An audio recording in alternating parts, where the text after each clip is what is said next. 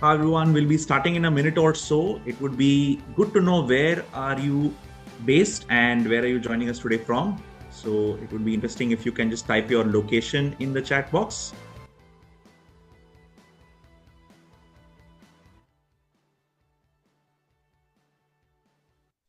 Philippines, Morocco, Bangalore, Coimbatore, Chennai, Hyderabad.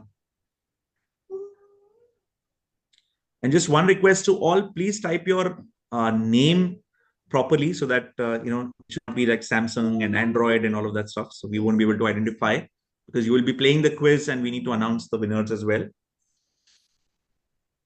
Okay, Dubai, Kolkata, Pune. Please mention your full name in your Zoom login, right? South Africa, Chhattisgarh, okay, Mumbai.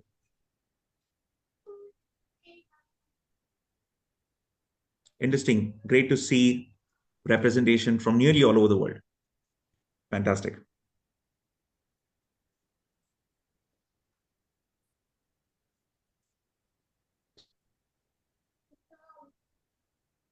Should we start? Should we kick off? Yes. Okay? Go ahead. Great. Welcome to episode 2 of Who Wants to Be FP Engine Ninja.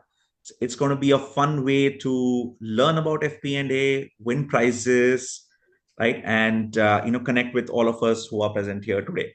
And we would like to thank our sponsors, Drivetrain, Pivot Excel, GA Management Consultants, and Blocks for sponsoring this episode. So today, I think you will be with us probably for the next 35 to 40 minutes before Asif explains more details about what this quiz is about. And I would like to share one thing that today we have so many sources to learn FP&A, and we were continuously thinking of what innovative way we can introduce to learn FP&A. And I think quiz has got a lot of engagement in the past as well. And this is a great opportunity for you guys not only to learn about FP&A, we will also be touching upon certain concepts in between the quiz and the questions.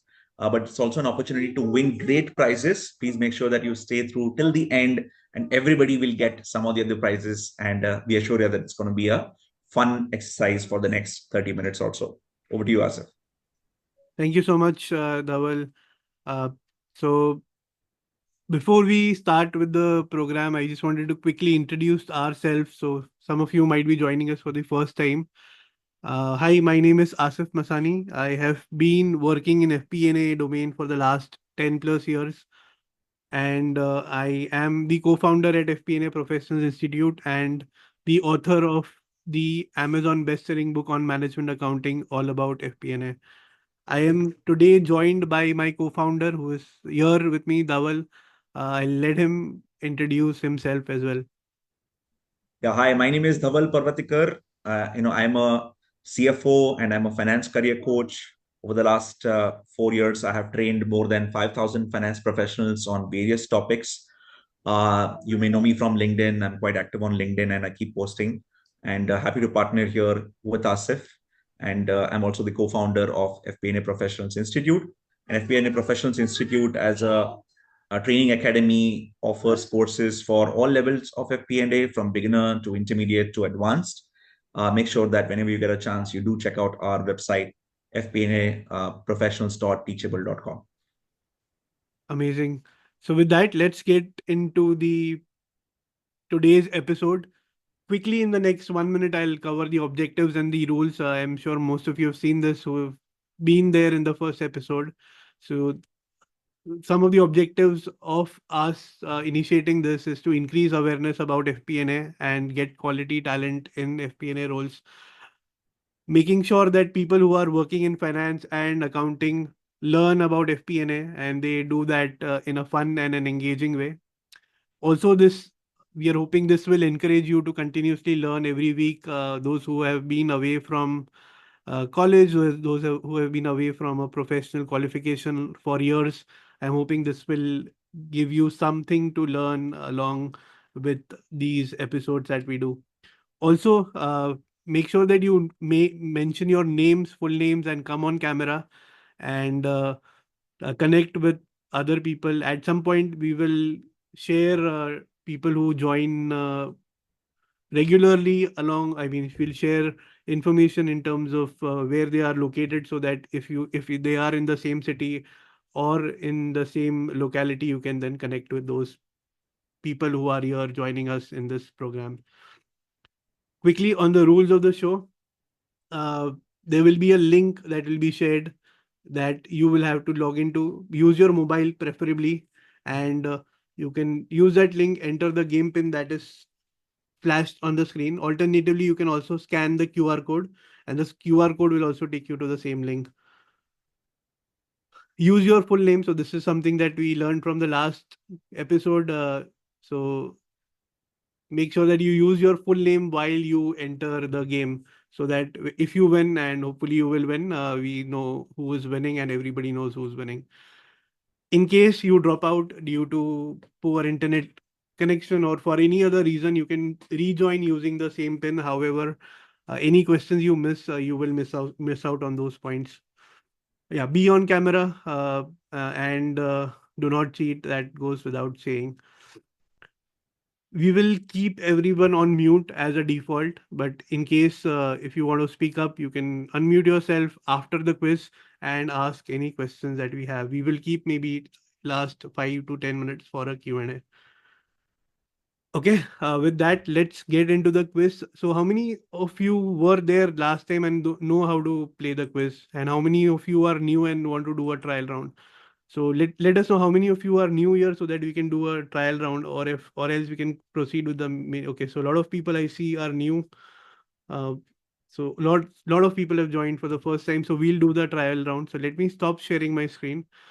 So trial round meaning it will be a demo question that you will attempt, and idea is to get used to the tool and get used to the environment of the quiz.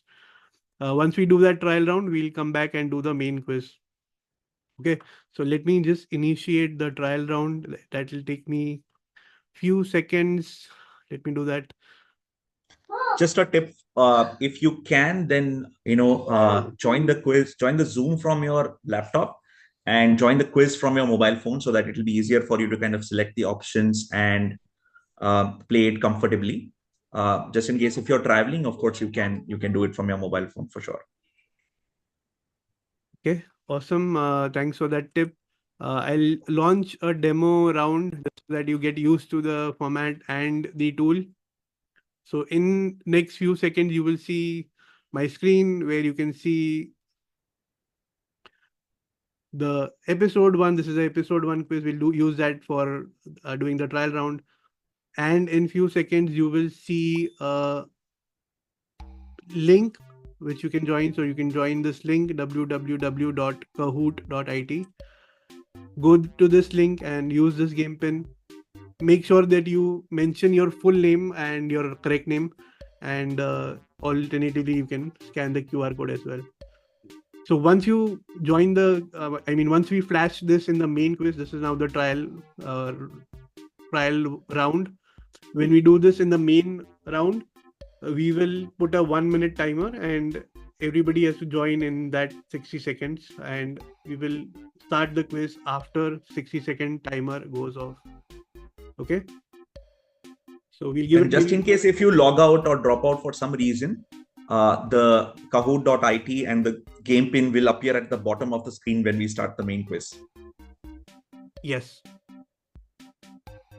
So I see 23 people have already joined. We'll give it maybe 15 more seconds for you to just see. I think not all are joining. Whoever wants to try are joining. So let me just start this in the next 10 seconds. Remember, when we do this for the main quiz, you will have 60 seconds to join. Okay, so we'll start, and let's see what it says.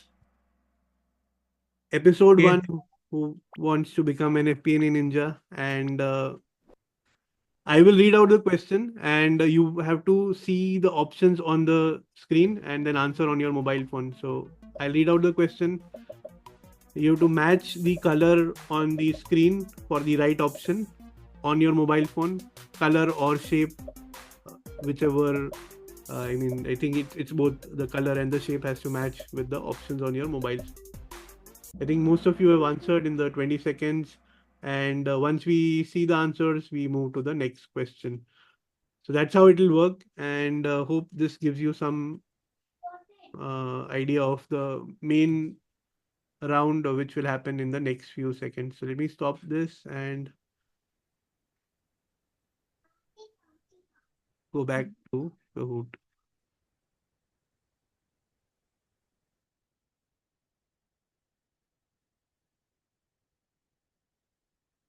Okay. So let's do the main round and be ready with your mobile phones so that whenever you see the screen, you can scan the QR code or you can go to the website and key in the pin.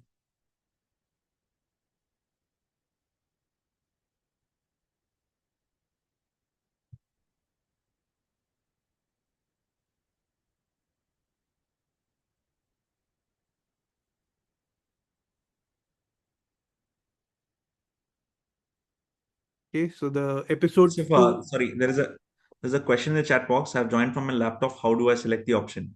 So they'll have to see the screen and click with their cursor, right? So if Or they have they to join the website and then do it. so if they join from the they'll have to manage two screens. So Yeah. one will So be you will the not be able to now probably I understand the question. So you're not yes. you cannot click the answer that comes on the Zoom screen share that you see. You'll have to log into kahoot.it, log in with the game pin, and Yes. then answer the question. So the main game pin, the main QR code is coming now. Just hold Yes. for 30 seconds. It will be appearing now on the screen. I see a lot of comments in the chat box. So hold on. We'll be starting the main quiz now. Yes, so the pin will come up in the next maybe 20 seconds and get ready. Once it does, we'll wait for 1 minute and then start the quiz.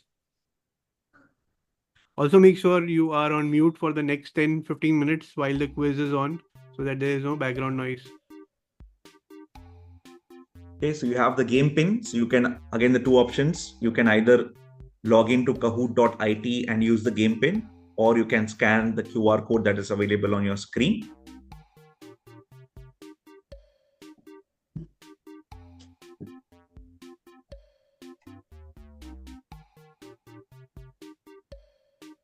Okay, so a lot of familiar names. Good to see all of you. And 31 people have joined already. We'll wait for another 30 seconds. And I see it's 55 people on the Zoom call.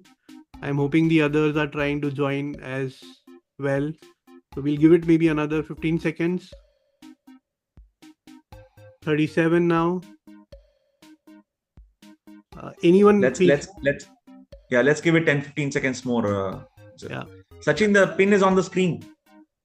The pin is 3852102.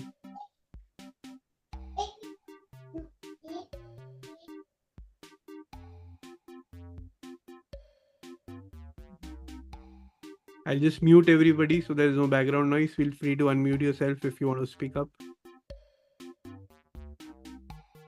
Yeah, best would be to raise hand and then unmute. Yeah. So 38 Good. people So have maybe joined. Yeah. we'll give it 10 seconds more. 10, 9, 8, 7, 6, 5, 4, 3, 2, 1. And here we go. Okay, let me turn up the volume and let's start. Okay, episode 2, Who Wants to Be an FP&A Ninja? And there is question number 1 on your screen. In budgeting, what does the term top-down approach refer to? And you have the options on your screen.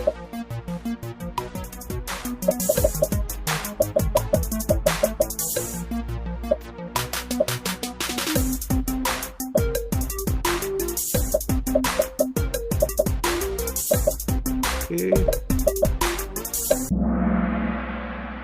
Okay, so the right answer is it is budgets prepared by senior management and then imposed on the lower team or the managers. Now, Let's take a look at the scoreboard, and we move to the. Okay, so what does top-down budgeting mean? It is where the senior management creates the overall budget for the organization, and generally they do that without taking into consideration any inputs from the people who actually manage the budget. So the budget is developed by senior executives, CEO, and one level below the CEO, one down level, one down below the CEO, the CEO's team. And then once the budget is ready, it is communicated to the managers and the departments. Usually they don't have any say in that uh, target, and they usually have to take that as the budget for the next year. So that is top down budgeting. Let's Now, go to Asif, the. Yeah. there are still comments about sharing the QR code again. So maybe I think it'll appear on the screen when we move to question two. Yeah, I think And they can also go to kahoot.it and then use this yes, pin if the so QR easiest code would be to doesn't. go to kahoot.it and then use the game pin to log in again. Right. And remember, just a quick reminder to everybody that the faster you answer, the more points you get. But again, make sure that you go through the options well and then answer it. Absolutely. So let's go to the next question. We'll see. So today's theme is on budgeting. If you have noticed, all questions will be on that. What is the key advantage of top-down budgeting approach? What is that key advantage?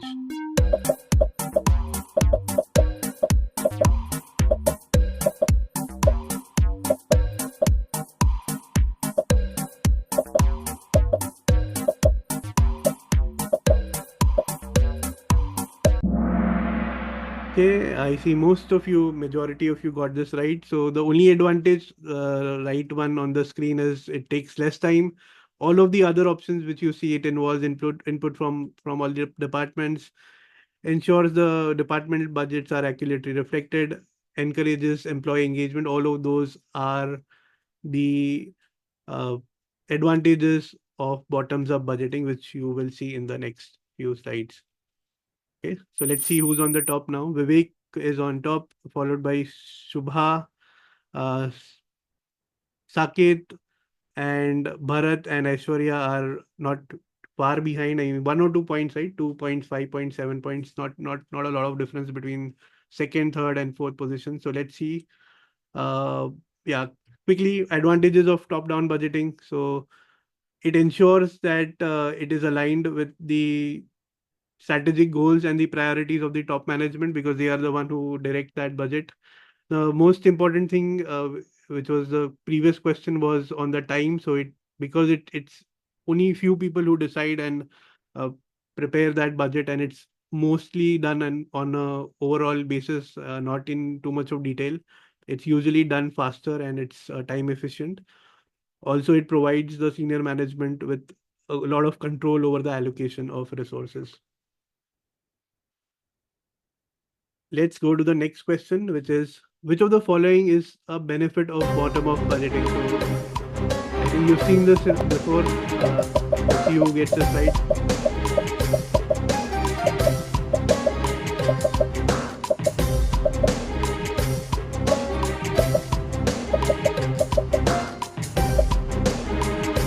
Okay.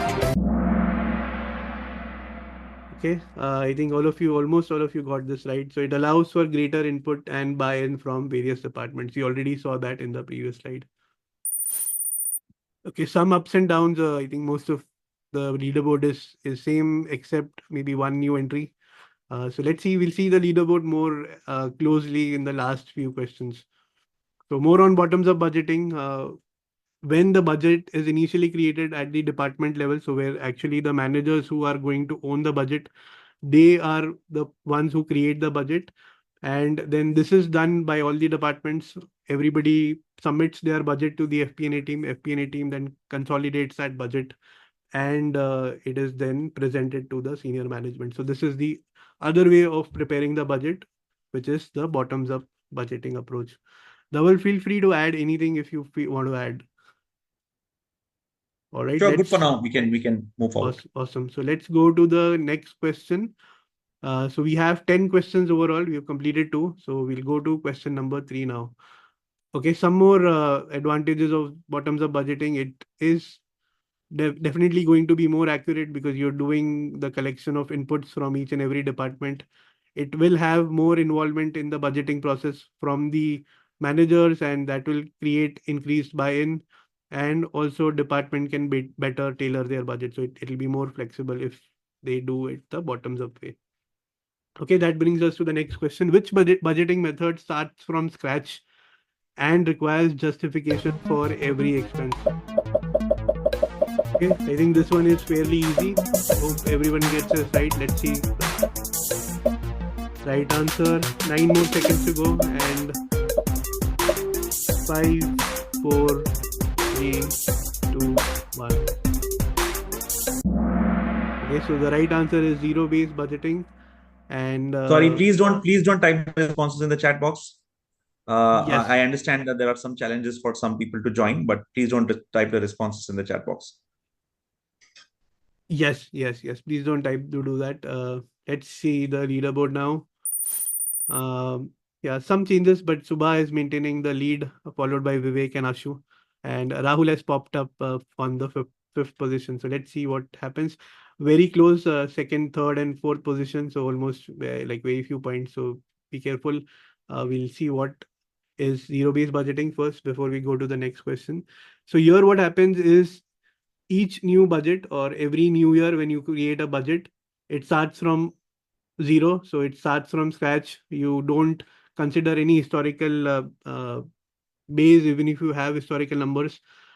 And this is regardless, of your, doesn't consider your budget items of the previous year, doesn't consider your budget numbers of the previous year. Unlike incremental budgeting, which is a traditional way of doing the budget, which usually uses the previous year budget number and adjusts that by some percentage here and there.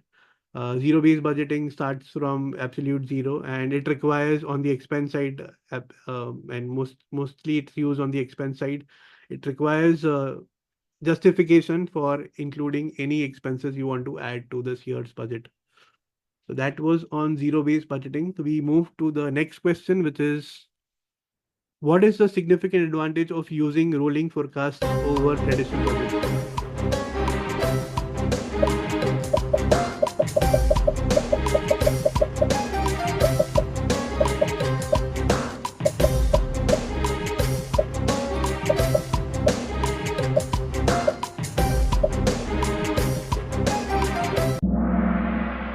Okay, so the right answer here is rolling forecast allows for continuous adjustment based on changing environment, changing conditions. So that's the right answer. Let's take a look at the leaderboard and then we see what rolling forecast is in detail. So yeah, I saw some changes happening here and there. A couple of new people joining on fourth and the fifth position. So good to see that. Let's go to the explanation of rolling forecast. So here is a comparison where you can see the traditional budget on the left. So it's a 12-month budget period. In this case, the example is saying January to December. And what happens in the traditional budget or the usual budget, which most companies do, is after end of every quarter, you get the actual numbers for that period. Say quarter one, you get quarter one actuals, and then you forecast for the remaining 3 quarters. After end of quarter two or beginning of quarter three, you have 6 months of actuals, and then you reforecast or you create a forecast for the remaining 6 months. While what happens on the other hand, on the right side, which is the rolling forecast, is you continuously add one forecast period whenever the actuals come in. So in this case, if you notice, white boxes are actuals. So at the end of Q1, beginning of Q2, when you have 1 quarter of actuals, you added one more quarter of forecast. At the end of Q2, beginning of Q3, you get 2 quarters of actuals, and you add another quarter of forecast. So at any given point in time, you have your 5 quarters of a rolling forecast. So that's the difference. And when you come to the fourth review, which is end of Q3, beginning of Q4, you already have the budget numbers for the next year. So that's the difference between the traditional budget and the rolling forecast. Hope that helps. Let's go to the next question. So this question is on manufacturing company's budget. What does the COGS budget typically do not include?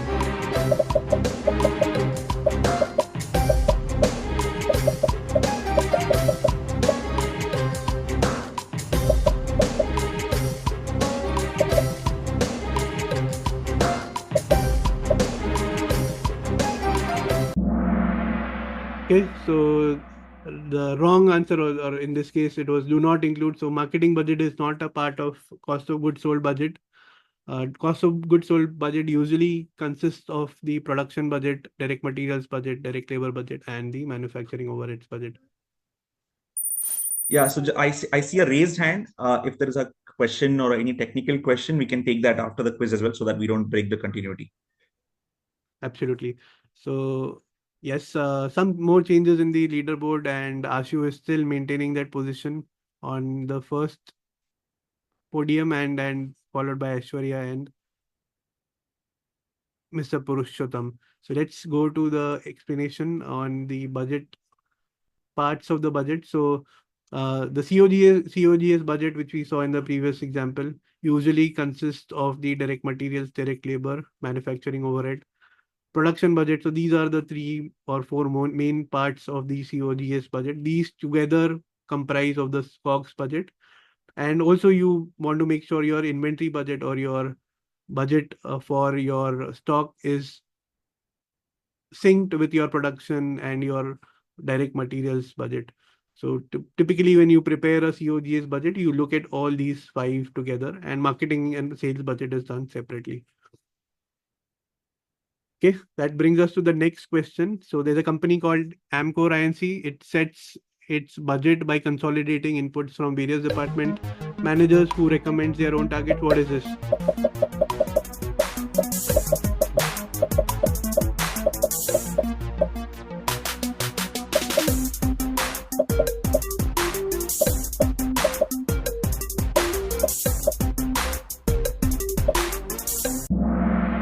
Okay, I think most of you got this right. So the right answer is bottoms up budgeting.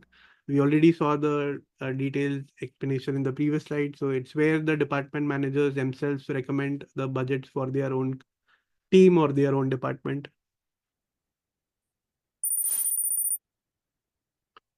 Okay, so we see some changes. Gaurav is joined on the fifth position. Let's see what happens in the next question. So there's a startup who bases its budgets on KPIs such as new product launches, customer acquisition, and expected revenue growth. So what is this?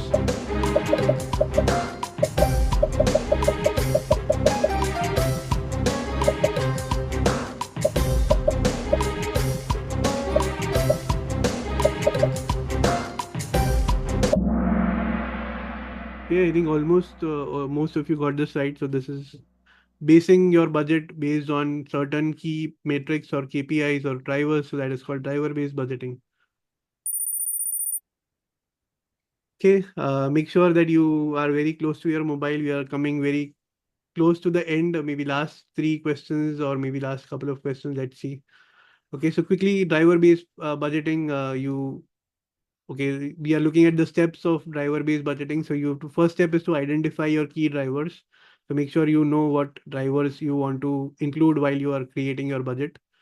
Once you identify that, you have to forecast those drivers based on the historical. So you collect the historical data for those key drivers and then forecast the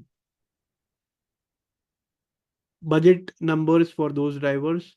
Once you do that, you can convert that into whatever you are preparing. If you're preparing a revenue budget, you convert the forecast drivers into revenue numbers. If you're preparing an expense budget, you convert that into expense numbers. Some examples of key drivers are price, volume, material usage. Yeah, some more examples. This is an example of a budget model, cost budget model. So in this case, the key drivers is inputs, price, and wastage. And then based on these key drivers or key inputs, you define the model basically where you define the mathematical relationship between the inputs. Once you do that, you can calculate the output, which is in this case, it is a cost or a expense budget.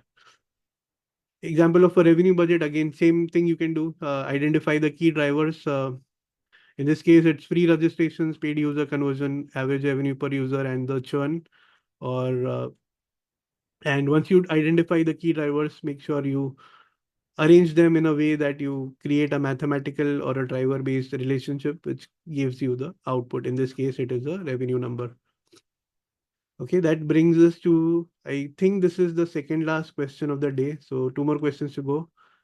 And let's see this. What is this? ABC Limited updates its budget monthly to reflect the latest financials, and then it adjusts its position for the remaining months. What are they doing? What is this?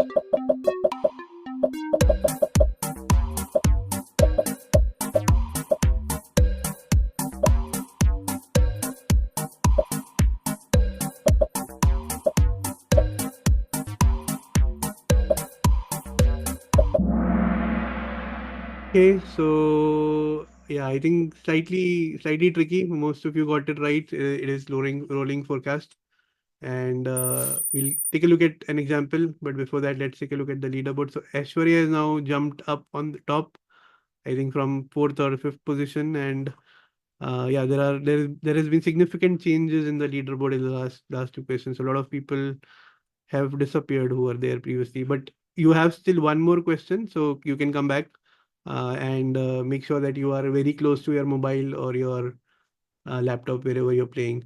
So let's go to the next. Okay, before the next question, there is a slide. Dhaval, you want to talk about this? Sure. So just stressing on the fact that many times we can get confused between the terms forecast and the rolling forecast. Now, the top table that you see here, it has 3 months of actuals and 9 months of forecast. Right? 3 months of actuals and 9 months of forecast. This is what we normally do in a quarterly forecast. And the bottom table that you see, it has 3 months. It's the same table, but it has 3 months of actuals. But we are not only preparing the forecast till the end of December, but we are also adding 3 months, that is one quarter, for the next upcoming financial year as well. So which means at any given point in time, we will have rolling numbers for the next 12 months. So which means at the end of March, we'll have 12 months till the next of March. If we are looking at the forecast at the end of June, we will have July to next June. And similarly, by the end of December, we will already have numbers for Jan to December of the next financial year. So this significantly reduces our effort on the budgeting exercise. If we are doing the rolling forecast properly, then it reduces the effort on the budgeting exercise. Now, some companies also use these terms interchangeably, forecast and rolling forecast. So be mindful about that. But technically, the definition of rolling forecast is that you're looking at a rolling 12-month window and seeing what your next 12 months projections are, even if it spills over to the next financial year. Okay. Before we go to the last question, let me go back to the leaderboard if I can. I cannot. So let's do it after the last question. But people who are in the top 5, top 7, feel free to come on camera and we will then play the last question. Okay, so here is the last question for the day. What is the primary purpose of a cash flow budget? Fairly simple, I think probably the most easiest question that could have ever come.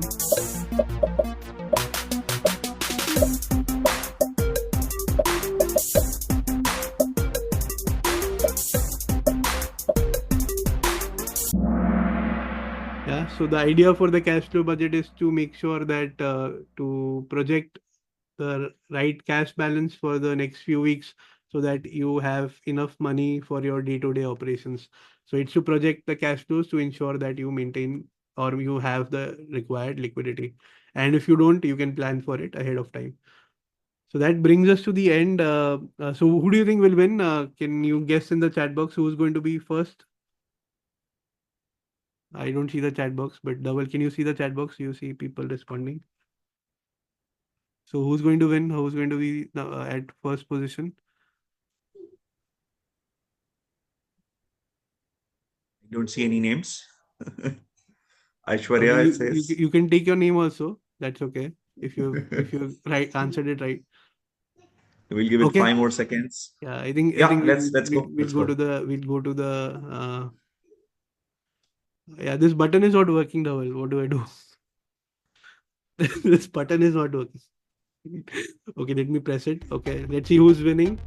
So on the third position is Gaurav. Congratulations, Gaurav. On second position is Aishwarya. Congratulations, Aishwarya. And the winner is, any guesses? Sagar. Okay. And in the group. let's just replay this so that we also pick up the runners up. So Gaurav, we know.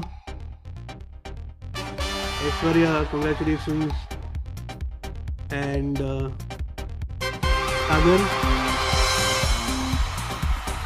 and it's KSI and Saket who's on fourth and the fifth position. So congratulations. Let me stop sharing this screen.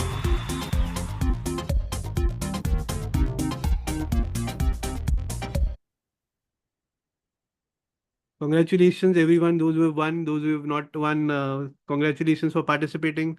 And hopefully, you've learned something new from this.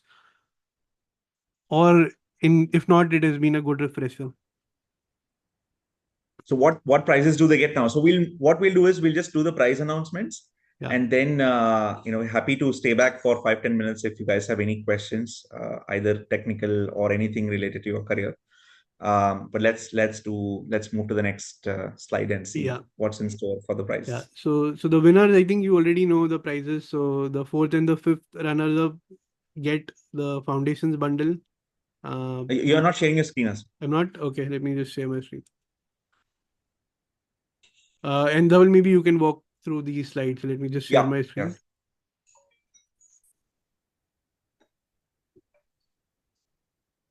So the fourth and fifth runner-up gets the FP&A Foundations bundle, which has my FP&A Foundations course and also Asif's book, which is all about FP&A. So you get this combined package.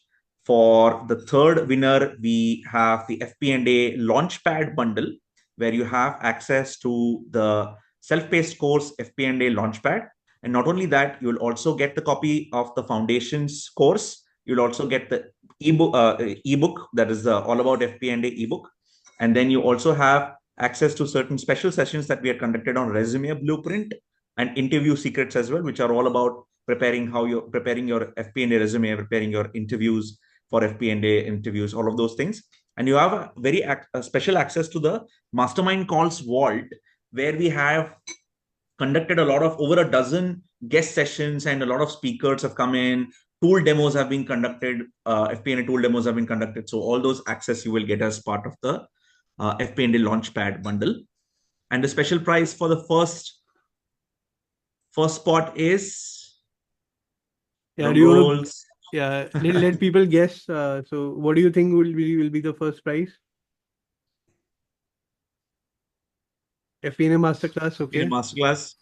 That's an easy guess for many Okay. people, but there's a Okay. I there's already a gave an hint. So Radhika is saying $100. No, Radhika, we are a startup. We don't have a lot of money. So me and Dhaval have just left our jobs and we are doing this. So we don't have money. So we'll not give you money for sure. Any other guesses? Financial modeling also. Okay, so that's the right guess. And you saw the you have high hint. hopes, man. People are saying job opportunities. Oh, So the yeah. winner gets the FP&A financial modeling bundle, which has Asif's course Master Financial Modeling for FP&A. So let Along me with let, that, you let, let also me let me cover this. sure. So uh, Yes. we want to make sure I represent this rightly. So this is a live program. So the FP&A Launchpad bundle is what you get as a, I mean, that is there. Along with that, you also get access to a live program which is on financial modeling for FP&A. Usually we do this program once in every 2 months. So the next one is happening end of August. So whoever is the first winner, whoever gets the first is on the first position is welcome to join this program, which is usually a $200 program. All right. So that's all we have on the prizes. Let me see what else do we have. Okay, so yes, we want, as I mentioned, we don't have a lot of budget for marketing. So if you can help us spread the word, I'll drop the link to my LinkedIn post for this episode in the chat box. Whoever shares their best feedback will also win the Launchpad bundle like last time. So I'll do that once I stop sharing the screen. And uh, yes, so we'll consider whoever has posted after the quiz is done. And what's in it for the participants? Yeah, and we are So again all the opening the. Yeah. participants, Go ahead, Dhawan. yeah, still have the opportunity to get the FP&A Launchpad bundle at a whopping 70% discount. And the code for that is Ninja70. What we'll do is we will share the link for the Launchpad bundle in the chat box. Remember, this code will be valid only till midnight, only till today midnight. If you miss it, then you may have to wait till the next episode of the quiz. Maybe the price will be the same, may not be the same, but make sure that if you are serious about learning FP&A, take the step, go and enroll into the Launchpad, and we are there to help you out with any questions that you might have, right? And again, just a small instance I would like to share. So, back 15 years ago when Asif and I started, there was absolutely no help whatsoever to learn FP&A. We had to rely on our seniors, and if they are in a good mood, they will teach us. If not, it's all on us. But today we have so many options. We have LinkedIn, we have online courses. We can all be connected through a community to learn and grow. So make sure that you use all of these resources that are available at your disposal, right? And Asif and I here to help you with your finance careers. You can reach out to us on LinkedIn. We are always available on LinkedIn. Awesome. Yes, Yeah. there's a question in the chat box. When is the next FP&A masterclass starting, Asif? Yes. So the next FP&A masterclass is starting 20th of July. So next weekend, not this one, the next weekend. So we'll share the details for that as well in the chat box once I stop sharing my screen. So let me stop sharing my screen. And the next episode will be on again the next Thursday, which is 18th of July at 9 p.m. And the theme for that, I guess, is management reporting. So all the questions will be on that particular theme. I see some comments that some of you had to log out, some of you could not see the options on the screen. All of those technical snags were there. But don't worry, this is not the last episode, so you can still log in next Thursday and try and win your share of prizes as well, right? Asif, if we don't have any other announcements, maybe we can stop the recording and then we can take your questions if they have any. Yeah, let me just drop all the links in the chat box so that anybody who wants to save those links, they can do that. So we can see your screen on the LinkedIn. Okay. So let me stop sharing my screen.